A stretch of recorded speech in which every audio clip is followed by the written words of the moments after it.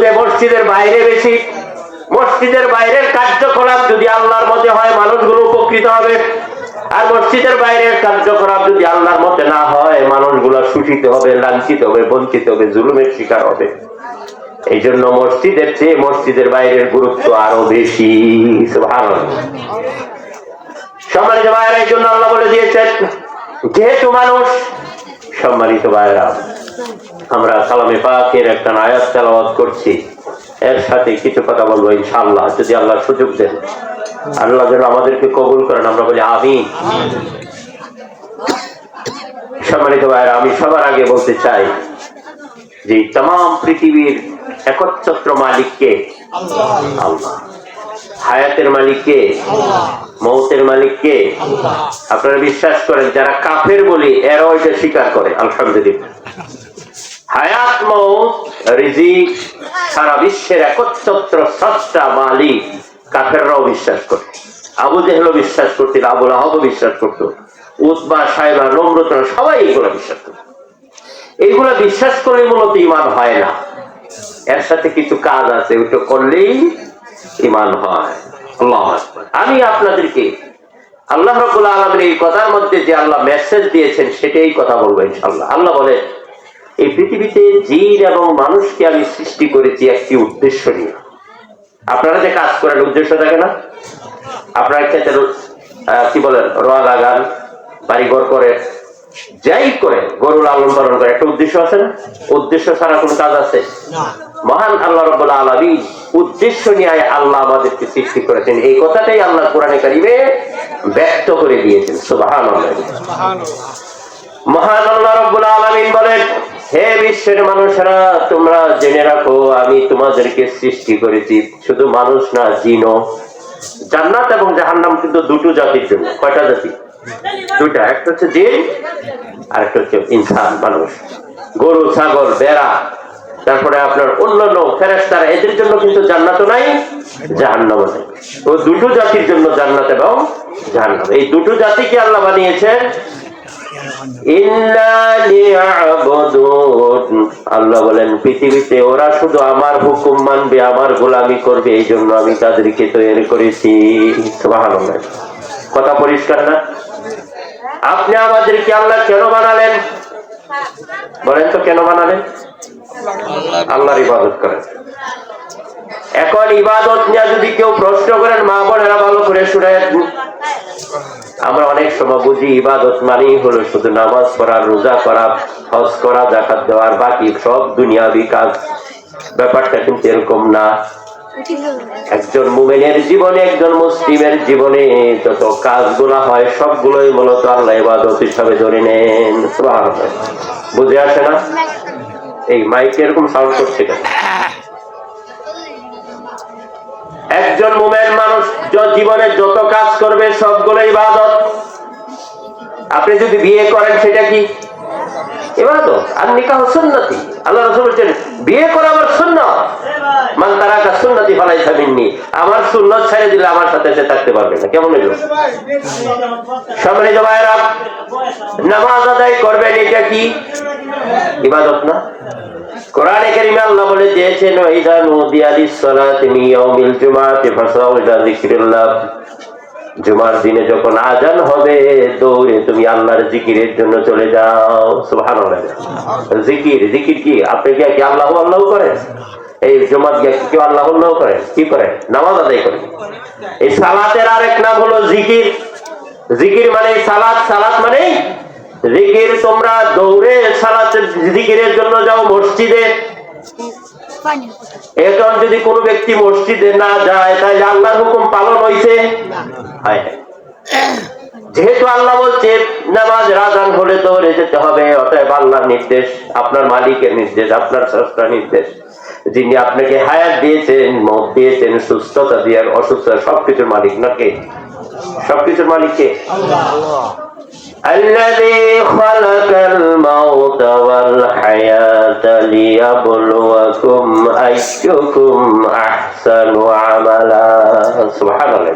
কিন্তু সে আল্লাহ যিনি জীবনেরও মালিক, মৌতেরও মালিক, যিনি জীবন দিয়েছেন, মৌত দিয়েছেন, এই জন্য যে এটা দ্বারা আল্লাহ পরীক্ষা করবেন কে আল্লাহর হুকুম মানছে আর কে মানে। অনেক সময় মানুষ বলে আল্লাহ কেন জীবন দিল, কেন নিল, এরকম মানুষ আফসোস করে বলে না যখন মানুষটা মারা যায়, আরে আল্লাহ কেন দিল, কেন নিল? কিন্তু আল্লাহ কি উত্তর দিছে কিনা? দিছে। কি উত্তর? আল্লাহ আপনাকে বানিয়েছেন এই জন্য যে যাচাই করবেন এই জীবনটা পেয়ে কি আল্লাহর হুকুম মানেছে কে মানে, তোমাকে পরীক্ষা করার জন্য। সুবহানাল্লাহ। আল্লাহ আমাদেরকে বানাইছে পরীক্ষা করার জন্য। কি পরীক্ষা করবো বলে? কে আল্লাহর হুকুম মানছে, তার মানে কে আল্লাহর গোলামি করছে আর কে করে। সম্মানিত ভাইয়েরা, আল্লাহর গোলামি হলো আপনি যখন মসজিদে আযান হবে দৌড়ে মসজিদে গেলেন, এটিও আল্লাহর গোলামি। এইবারে যখন মসজিদের নামাজ শেষ হয়েছে, এখন আল্লাহ কি বলতে শুনেন, ফাইদা কুদিয়াতিস সালাহ ফান্তাশিরু ফিল আরদ ওয়াবতাগু মিন ফাদলিল্লাহ। নামাজ থেকে যখন শেষ হবে দৌড়ে মসজিদ থেকে বাইরে হও, মসজিদ থেকে তুমি বেরিয়ে পড়ো এবং আল্লাহর দেওয়া রিজিক তালাশ করো। এটা কার নির্দেশ? কার নির্দেশ? এখন যদি একজন নামাজ শেষ হয়েছে আর বাইরে না, মসজিদে বসে যায়, তাহলে কার নির্দেশের লঙ্ঘন? আল্লাহর নির্দেশের লঙ্ঘন হয়েছে না? এই যে মসজিদে আযান হচ্ছে, এই বেড়া গেছে না জীবন আল্লাহর নির্দেশের লঙ্ঘন। আর একজনে গেছে কিন্তু এরপরে বাইরে না, আল্লাহ বলছে ফান্তাশিরু, আমাদের থেকে বেরিয়ে পড়ো, ওয়াবতাগু মিন ফাদলিল্লাহ, আল্লাহর দেওয়া রিজিক তালাশ করো। তুমি চাকরি করবে, তুমি ব্যবসা করবে, তুমি মাছ ধরবে, তুমি মুরগি লালন পালন করবে, তুমি চাষাবাদ করবে, তুমি বিচার আচার করবে, যা কিছু প্রয়োজন সবকিছু করবে। এই সব কিছু যদি আল্লাহর মতে হয় তাহলে হয়ে যাবে ইবাদত। সুবহানাল্লাহ। এবারে মনে করেন আপনি সবকিছুই করলেন, এখন রাত্রে ঘুমাইছেন, এখন এটা কি? এটাই ইবাদত। সুবহানাল্লাহ। এই তো ভাই বলে বলছি আল্লাহ বলছে মানুষে তোর রাত্রি বানাইছি ঘুমানোর জন্য, বিশ্রামের জন্য। সুবহানাল্লাহ। এটা বানাইছি তোর ঘুমের জন্য, তখন তুই কি করবি? ঘুমাবে। এটা কার ইবাদত? এটা আল্লাহর ইবাদত। তার মানে একজন মুসলিম ব্যক্তির জীবনের কোন ক্ষেত্র নাই ইবাদত ছাড়া, যদি সে আল্লাহর বিরোধিতা করে তখন তার ইবাদতের বাইরে। সম্মানিত ভাইয়েরা, আপনারা একটু বলেন তো আমার দিকে, মসজিদের মধ্যে যে আমরা সময় কাটাই এটা বেশি না মসজিদের বাইরে বেশি? আচ্ছা, আমরা যে সময়টা কাটাই এটা মসজিদে বেশি সময় কাটাই না মসজিদের বাইরে বেশি সময়?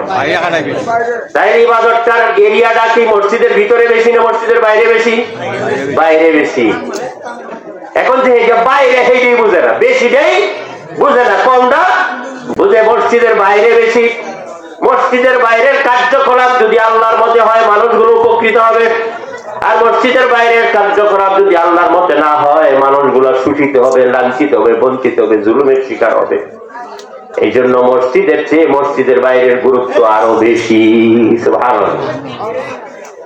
সম্মানিত ভাইয়েরা, এই জন্য আল্লাহ বলে দিয়েছেন যেহেতু মানুষ জীবনের সব ক্ষেত্রে আল্লাহর হুকুম মানতে হবে, এই জন্য সব ক্ষেত্রে আল্লাহ বিধান দিয়েছেন। আচ্ছা, সব ক্ষেত্রে যেহেতু মানুষ লাগবে আল্লাহর বিধান, আল্লাহ না দিলে আমরা মানব কিবা? কি বলেন? আল্লাহ সব ক্ষেত্রে বিধান দিয়েছে। আপনি জমি চাষ করবেন, সেই প্রক্রিয়ারও বিধান আছে। আপনি লাইন কাটবেন কি কাটবেন না, আপনি গরু লালন করলে আরেকজনের কষ্ট দিবেন কি 10% কষ্ট দিবেন না। আপনি যদি বিচার করেন এটা আল্লাহর আইনে করবেন না মানুষের আইনে করবেন। আপনি যদি ব্যাংক চালান সেটা কি আল্লাহর মতে চলবে না মানুষের মতে চলবে। আপনি যদি অফিসার হন ঘুষ খাইবেন কি খাইবেন না। আপনি যদি ব্যবসায়ী হন ভেজাল দিবেন কি দেবেন না, মিথ্যা কথা বলবেন কি বলবেন না। এই সবগুলোর মধ্যে বিধান আছে কি নাই? এই সবগুলো যখন মানবে তখনই হলো কি ইবাদত, তখনই হবে ইবাদত। কিন্তু আমরা বিশ্বের বা বিশেষ করে বাংলাদেশের মানুষ ইমান ইবাদত শিখছি, নামাজে ঠিকই আল্লাহরে মানি, হজেরে মানি, ঘুষ খাই, সুদ খাই, তারপরে মারামারি করি, জুলুম করি, আল্লাহর আইনে দেশ চালাই না, রাষ্ট্র চালাই না, সমাজ চালাই না, ব্যাংক আল্লাহর আইনে চালাই না, রাস্তা চলার বিধানও আল্লাহটা মানি না। এরপরেও কই আমরা হলাম আল্লাহর ইবাদতকারী হইল। সম্মানিত ভাইয়েরা, এটাই হলো আমাদের সবচেয়ে সমস্যা। আমরা অনেকে মনে করি আল্লাহরে তো বিশ্বাস করি, আল্লাহরে তো ডাকছি, আমি তো ইমানদার, আমরা মনে করি না? আমি সেই কথাটা আগেই বলেছিলাম, আল্লাহরে বিশ্বাস করে না এমন পৃথিবীতে এমন কোন মানুষ নাই, সবাই আল্লাহরে মানে। কাফেরদেরকে লক্ষ্য করে আল্লাহ বলছেন, হে রাসূল ওয়াইল সাআলতাহুম মান খালাকাস সামাওয়াতি ওয়াল আরদ ওয়াসাখারা আশ-শামসা ওয়াল কামারা লা ইয়াকুলুনাল্লাহ। হে রাসূল, এই যে কাফের দেখতেছেন আপনারা মাঠ দোয়াইয়ে, এদেরকে যদি জিজ্ঞেস করেন আকাশ জমিন কে বানিয়েছে, কে চন্দ্র সূর্য কে বানিয়েছে, এরা অবশ্যই বলবে আল্লাহ বানিয়েছে। সুবহানাল্লাহ। তাহলে আর ইমানদার হলো না কেন বলেন তো? কেন হলো না? এরা সবাই স্বীকার করে কে বানিয়েছে? আল্লাহ বলছে ওয়া ইন সাআলতুম মান আনজালাস সামাই মিন মাআন ফাহিয়া বিল আরদি বাদা মাউতিহা। হে রাসূল, আপনি যদি মানুষকে জিজ্ঞেস করেন আকাশ থেকে কে বৃষ্টি দেয়, কে মৃত জমিনকে আবার সুন্দর করে তরুতাজা করে দেয়, কে? লা ইয়াকুলুল্লাহ, তারা অবশ্যই বলবে আল্লাহ। বল আলহামদুলিল্লাহ। তাইলে বলো শুকরিয়া আল্লাহ। সুবহানাল্লাহ। তাইলে এই কাফের মুশরিক সবাই যেহেতু স্বীকার করে আল্লাহ আকাশের মালিক, জমিনের মালিক, চন্দ্র সূর্যের মালিক, বৃষ্টি দেয়, রিজিক দেয়, তাই ইমানের বাহিরে হলো কি? এরপরও তারা ইমান ওলা না। এরপরে তারা কি? এরপর ইমান ওলা। এরা কাফের। শয়তান ইমান ওলা না, কাফের। বলেন তো দেখি। আচ্ছা, শয়তান ইবলিসের নাম শুনছেন না? আমার কথাগুলো বুঝেন। আমি তো শিক্ষক মানুষ, মানুষকে যেভাবে বুঝায় আমি এইভাবে চেষ্টা করছি। শয়তানের নাম শুনছেন তো? ইবলিসের নাম শুনছেন না? ইবলিস কি কাফের না মুমিন? আচ্ছা, এবারে কে কাফের একটু দেখেন তো। এই শয়তান আল্লাহর সাথে কথা বলেছে না বলে নাই? আল্লাহর সাথে কথা বলছে একেবারে ডাইরেক্ট। রাসূলের সাথে আল্লাহ যেভাবে কথা বলছেন, শয়তানের সাথে আল্লাহ ঠিক এভাবেই কথা বলছেন। শয়তানের দোষটা কি? শয়তানের দোষটা জানেন? শয়তানের দোষ ছিল, আমি আগেতে যাব না। শয়তানকে আল্লাহ বলছিল উসজুদু লিল আদম, আদমকে তুমি সিজদা করো, আদমকে তুমি মেনে নাও। এর আগে থেকে একটু বলবো, সময় কতটুকু হয় জানি না। মানে আল্লাহ রাব্বুল আলামিন মানুষ সৃষ্টির আগে ফেরেশতাদের মধ্যে একটু পরামর্শ করছিলেন যে আমি তো মানুষ বানাইতে চাই, ইন্নী জাইলুন ফিল আরদি খলিফা, আমি পৃথিবীতে মানুষ বানাইতে চাই, তোমরা কি মনে করো? এরকম সবাই বললো যে হে আল্লাহ, আমরা তো তোমার প্রশংসা করি, গুণকীর্তন করি, সিজদা করি, জিকির করি, আরেক জাতি বানানোর দরকারটা কি যারা মারামারি কাটাকাটি করবে? এটা কোরআনের আয়াতের অর্থ। তখন আল্লাহ বলছিলেন ইন্নী আ'লামু মা লা তা'লামুন, আমি যেটা জানি তোমরা তা জানো না। তাইলে এই ফেরেশতার দলের ভিতরে এক কান ছিল জিন, এই হলো ইবলিস। হেও ফেরেশতার টাইপেরই, বুঝতে পারছেন? এরা ফেরেশতার মতো আমলদার, কিন্তু জাতে জিন। এখন আল্লাহর কথার মধ্যে যখন এরা কিছু না হচ্ছে না যে আল্লাহ বানায় না, এই কথা বলে না, জাস্ট একটা মত দিছে, কথা বুঝেন? তখন আল্লাহ এরা কেন মতটা দিল, সেই জন্য আল্লাহ তাদেরকে শিক্ষা দেওয়ার জন্য আদম আলাইহিস সালামকে বানালেন। বানায় তাকে আল্লামা আদামা আসমা কুল্লাহা, আদমের পৃথিবীর সব জিনিসের নাম, এর ব্যবহার, এর শিক্ষা সব আল্লাহ আদমকে শিখাইয়া দিয়েছে। আর ফেরেশতারা শিখাইছে না। এইবারে সব জিনিস আনলো, আইনা ফেরেশতারা বললো এই ফেরেশতারা তোমরা কওছে দিকে এইগুলা কি? ফেরেশতারা বলে সুবহানাকা লা ইলমা লানা ইল্লা মা আল্লামতানা ইন্নাকা আনতাল আলিমুল হাকিম। আল্লাহ, আমাদের তো তোমার প্রশংসা, আমাদের তো তেমন কোনো জ্ঞান নাই, তুমি যতটুকু জ্ঞান দিছো ততটুকু ছাড়া তো আমরা বাইরে কিছু জানি না। এইবার আদম আলাইহিস সালামকে বললেন আদম তুমি বলো। আদম পটপট করে সবগুলার নাম এবং ব্যবহার গুলা বলে দিলেন। সুবহানাল্লাহ। এখন ফাঁস করতে কারা? আল্লাহ এটা কেন বললেন জানেন? এই যে একটা মত দিছি, না হচ্ছে না, ফেরেশতারা না হচ্ছে যে আল্লাহ না হচ্ছে না, কইছে যে আমরা তো যে গুণ কীর্তন করি, এইগুলো মারামারি করবো, এরা আর কত গুণ, আমরাই তো যথেষ্ট, এরকম বুঝাইতে চাইছে। এই কথাটাকে আল্লাহ মেনে নেয় নাই।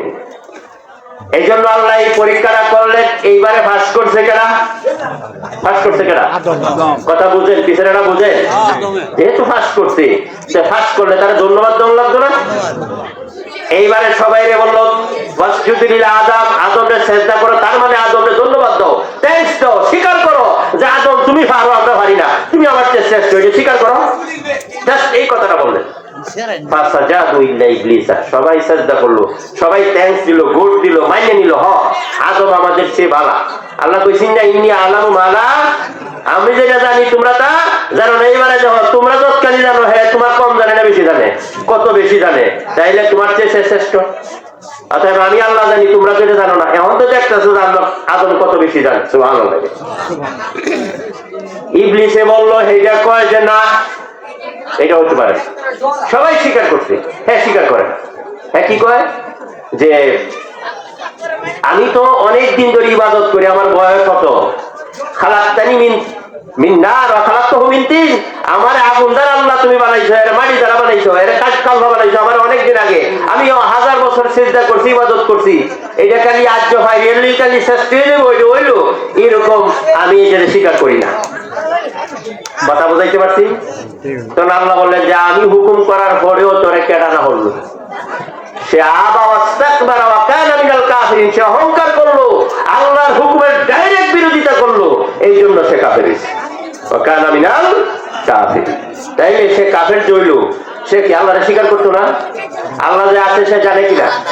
আচ্ছা আল্লাহ যে আছে সে তার যে জানার যে জ্ঞান এটা আমার চেয়ে কম না বেশি? কেন বেশি জানেন? কারণ সে আল্লাহর সাথে কথা কয়, আল্লাহর সাথে আল্লাহর শক্তি সামর্থ্য আল্লাহর ইজ্জত সম্পর্কে সে সবচেয়ে বেশি জানে, কারণ সে তো আল্লাহর সাথে কথা বলছে। আমি কি আল্লাহর সাথে কথা বলছি? তাইলে আমি আল্লাহর সাথে কথা বলি, আল্লাহর আমি বিশ্বাস করছি তার সৃষ্টি মাখলুক থেকে। আর শয়তান সরাসরি আল্লাহর সাথে কথা বলে, তাহলে তার বিশ্বাসের যে গাঢ়ত্ব যে পাওয়ার এটা আমার চেয়ে কম না বেশি? কিন্তু এরপরে ওয়াকান মিনাল কাফিরিন, সে কাফের। কেন কাফের হলো এটা দেখে, এই জন্য কাফের হলো। শয়তান জানে আল্লাহ হায়াতের মালিক মৌতের মালিক, এটা কিন্তু জানে না? জানে না? জানে দেখি আল্লাহ তুমি আমার কিয়ামত পর্যন্ত হায়াতের দাও, কারণ হায়াতের মালিক তো তুমি আমার কিয়ামত পর্যন্ত হায়াত দাও। তারপরে আমি আমি এই তোমার আদম সন্তানের সামনে পিছে ডানে বামে সব দিকে বসে গিয়ে তাকে ধোঁকা দেওয়ার যত যোগ্যতা আমার যাও। কথা বুঝাইতে পারছি? সে কিন্তু চায় আনতেছে, তাইলে সে জানে না আল্লাহর পাওয়ার আছে, যে আল্লাহ যদি পাওয়ার না দিত সে পাইতো? তাইলে আল্লাহ যে পাওয়ারের মালিক এটা জানে কিনা? এইটা সে জানে, আল্লাহর কাছে চাইছে। আল্লাহ বলছে ইন্নাকা মিনাল মুনজারিন, তুমি অনুমতি প্রাপ্ত হলা, তোমাকে এটা দেওয়া হলো। কথা বুঝাইতে পারছি?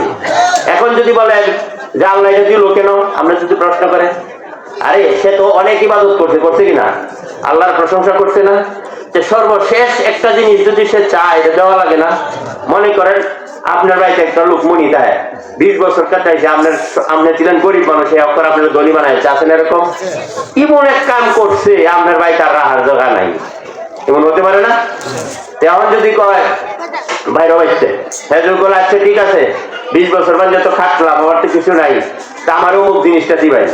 আপনি যদি উদার মনে হয় তা আপনি বলবেন যে যা এটা লইয়া তুমি বাঁচতে কইতেন না, এটা দিলেন কেন?